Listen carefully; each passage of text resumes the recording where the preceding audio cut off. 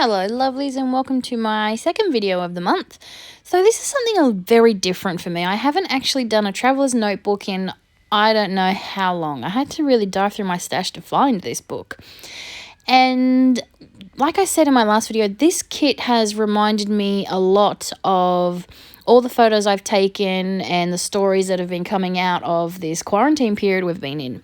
And I just find that this kit has been perfect for documenting all of these.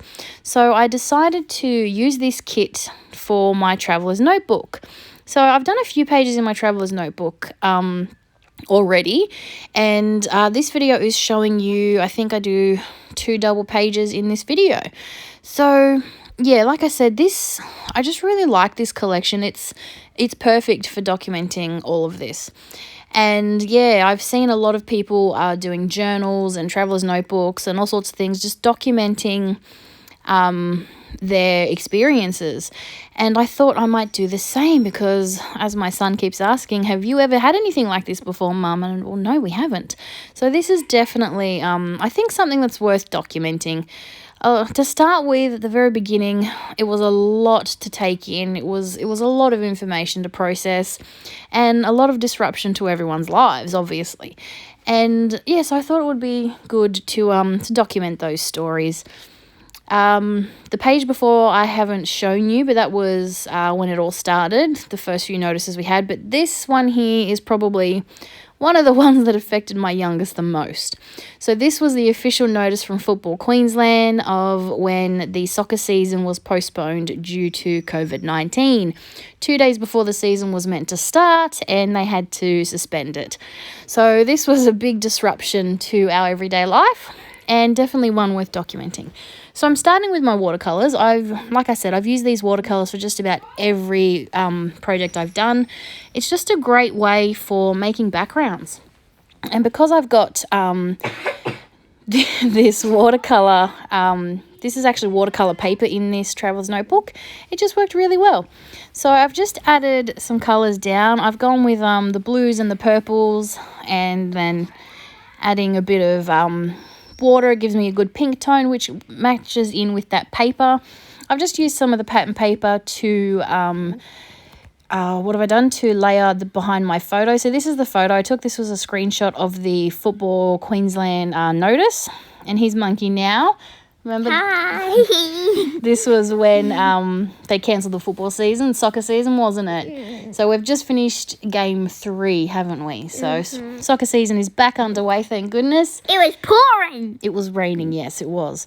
But, you know, even with all the rain, that's probably one of the other, probably the upside to all of this. Even with the weather a little more extreme than we'd like, they're still very hesitant to postpone any of the games now because the kids had such a long delay in starting the season. I think the season's meant to start in March, and we played our first game in July. So with such a long delay, they are very hesitant to cancel any of the games. So even though it was pouring down rain this morning, we still went ahead.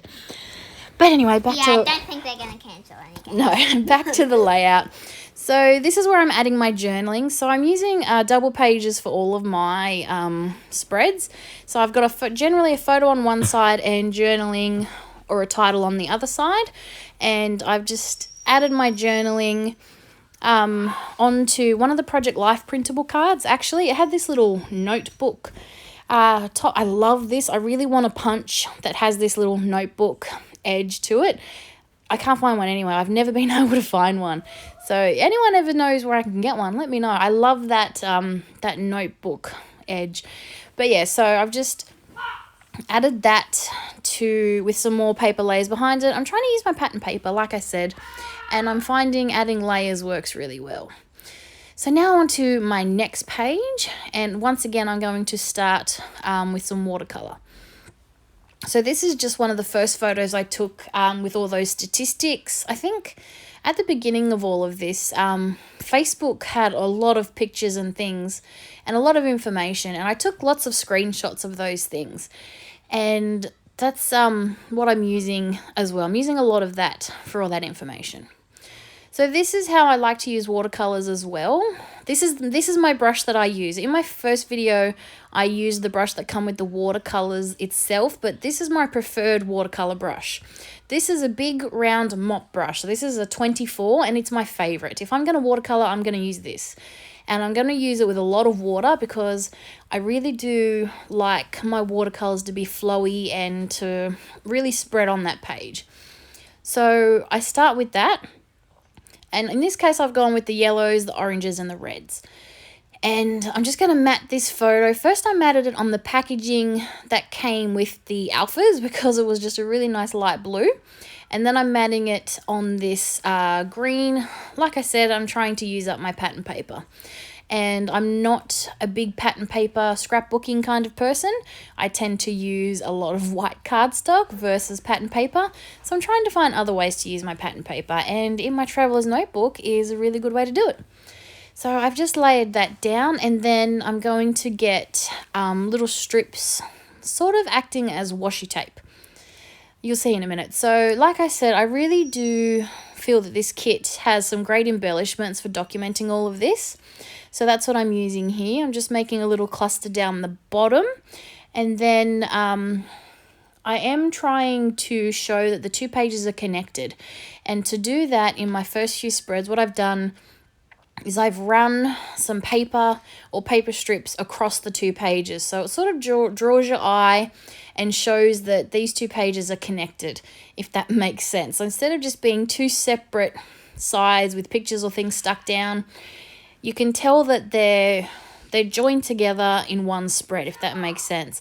I'm not a double spread kind of person usually. It's even in my when I do scrapbooking, I don't do double spreads.